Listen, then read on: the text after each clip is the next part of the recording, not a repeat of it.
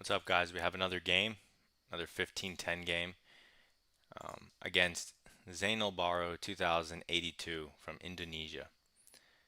He beat me with a 95% accuracy, so not much I can do there, right?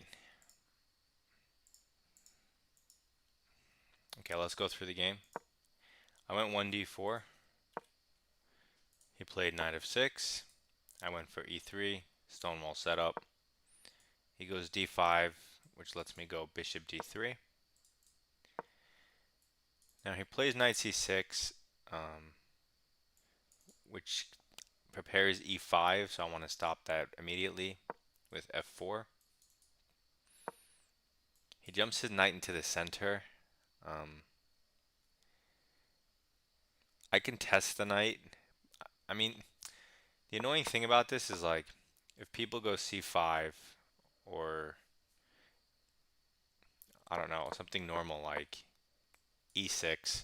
Let's say someone goes e6, and then I can go bring this knight here, and then c5, c3, knight out.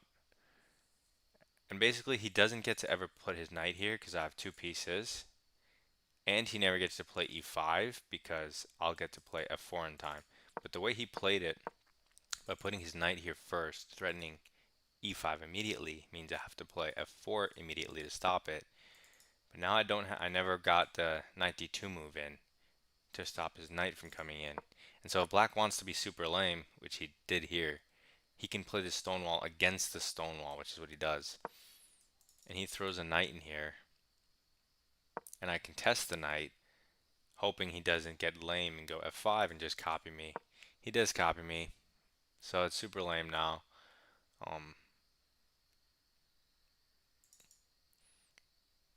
I gotta play some other stuff other than the Stonewall because I don't really like this setup when they do it against me. It's just lame. It's like, it's not fun. So anyway, I develop my knight. Makes sense.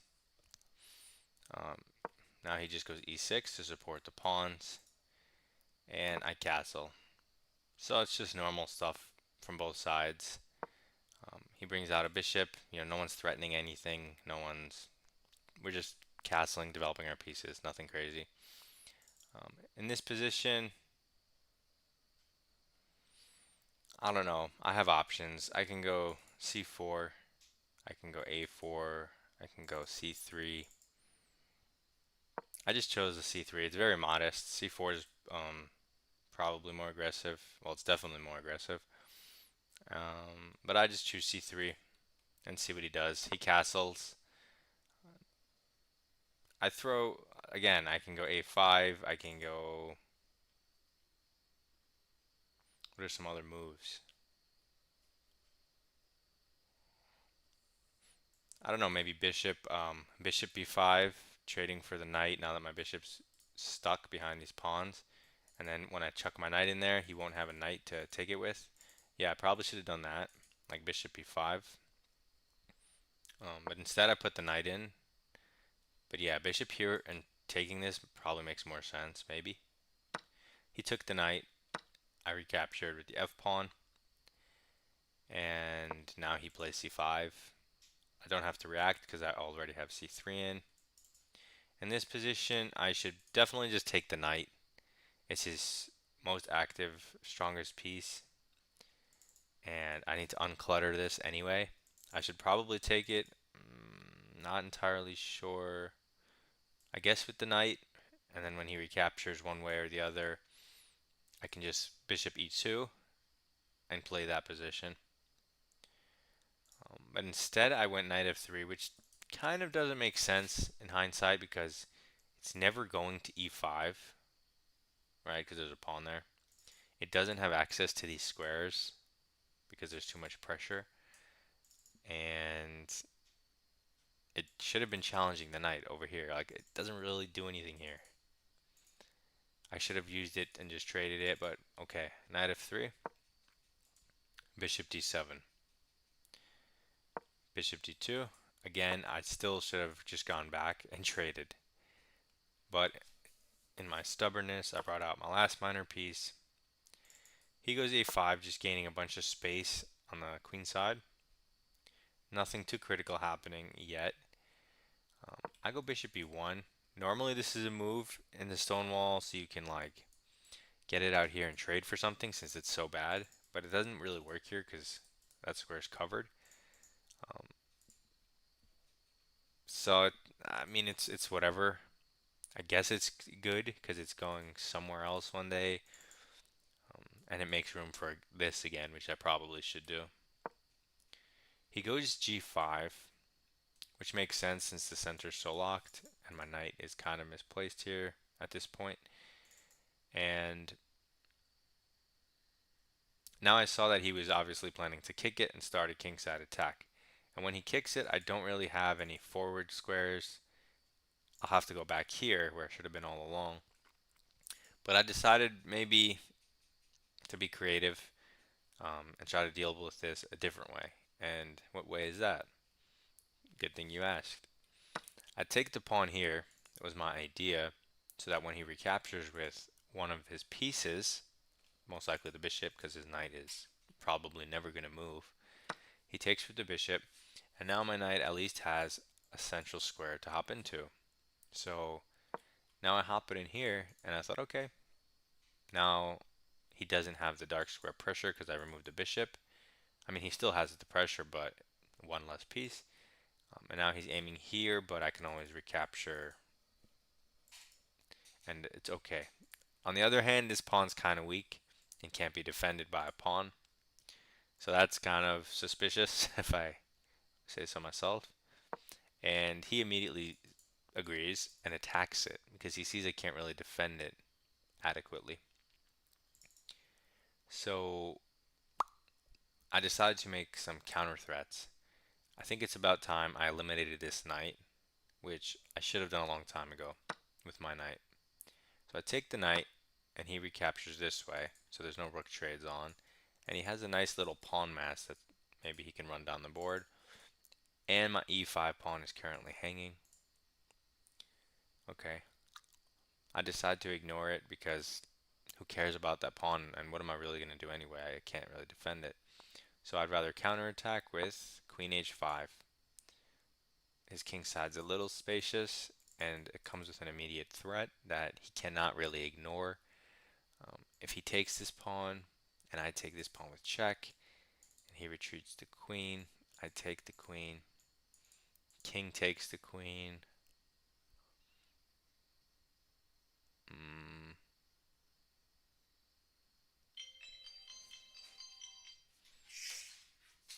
and then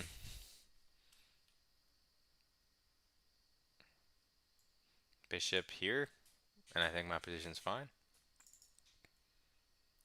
So I guess he could take it, but it wouldn't be an advantage for him.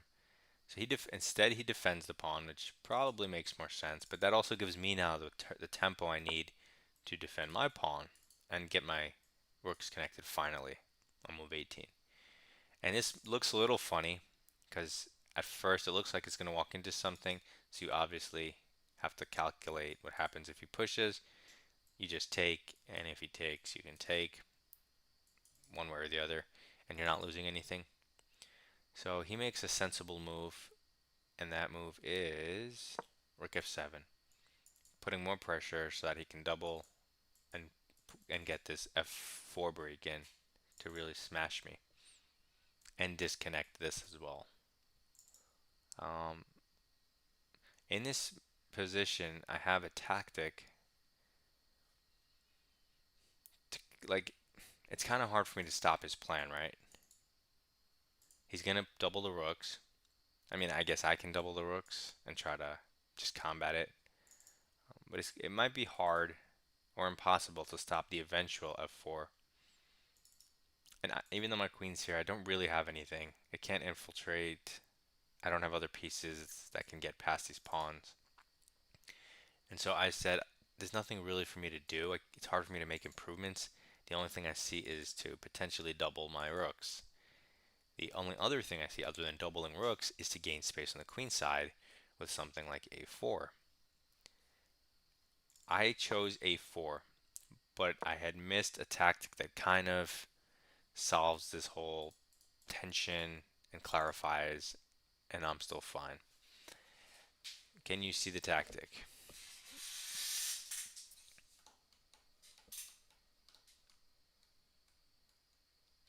Okay, the tactic is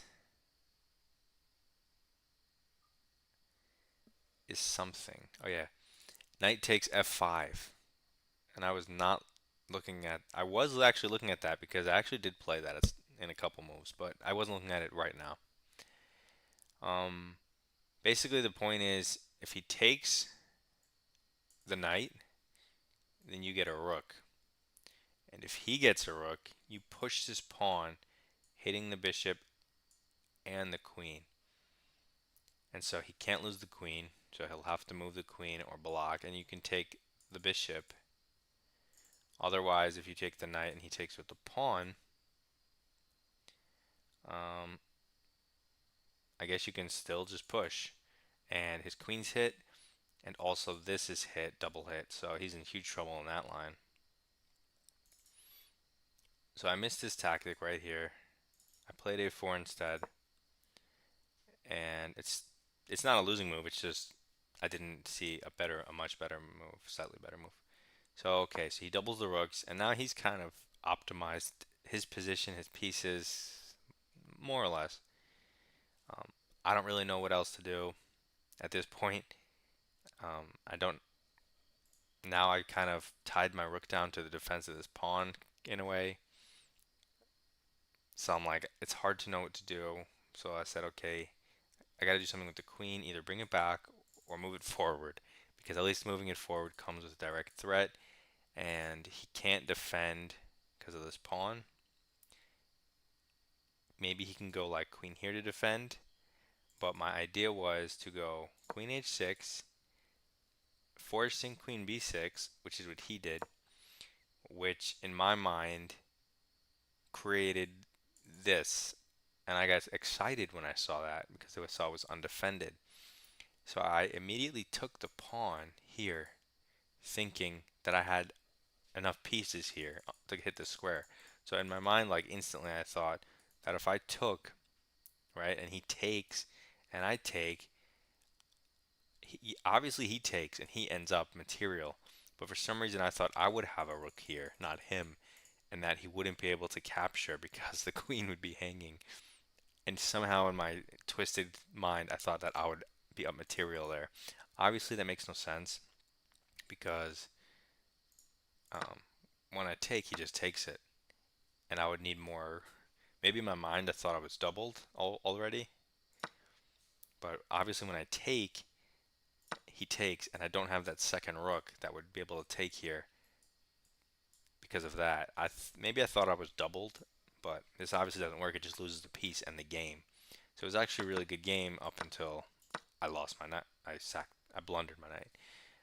Instead, I could just even do like rook b1, defending the pawn. I'm gonna have to sack this at some point anyway, and he can't take it immediately because this is hanging. Um, it's just like a normal solid move, just keeps the tension. Probably still an even game, but I blundered my knight because I thought I was doubled probably. So he just takes it, and now I'm like, darn, what just happened? So now I've said, okay, well, let me activate my last piece. Comes with a threat. I'm obviously completely losing. And then he just mates me. This is hanging with check. I'm down, whatever, and now he has checkmates. He hits the rook. The only way to actually save the game is to go rook g1 and then just slowly die as he kills you this way. But I let him checkmate me in two because I'm a nice guy. And so it was a good game. I really don't like playing Stonewall against Stonewall. It's just so lame. I guess in hindsight, after castling, I guess I would probably go c4.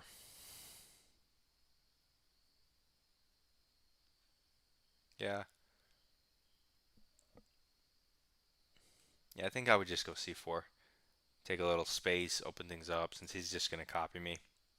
C3 is a little too modest if he's just going to copy me with a pawn here. So I would definitely change that. Castles.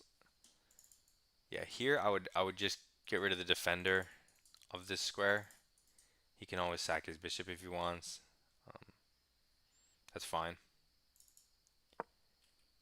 At the very least, I should have jettisoned one of my pieces for this knight at some point.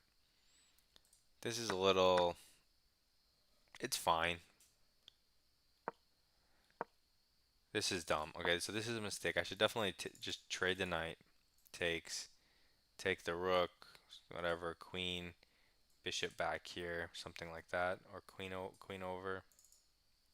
But these positions are so like boring and lame with this structure. Okay. Again, I should be just trading the knight. I like my decision here to go into this. It was a little clever. I like this sequence. I like this sequence. I don't like a4. Again, I like the tactic. And then here just... But even when I defend this or when I go b3, like it's fine for me, but I'm not so thrilled about it. Not so thrilled about it, although I don't see like a next move for black. These are optimized. This is optimized. This is optimized.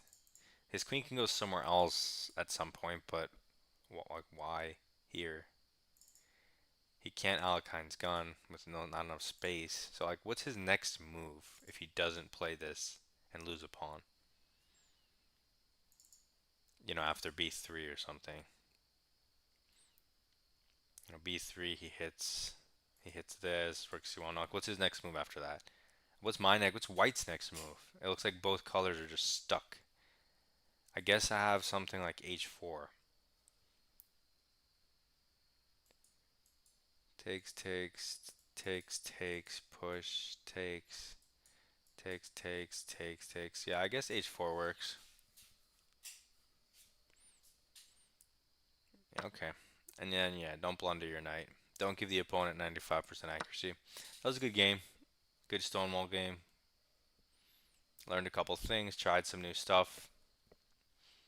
Hopefully, if you play Stonewall, it'll help you. Good luck in your games.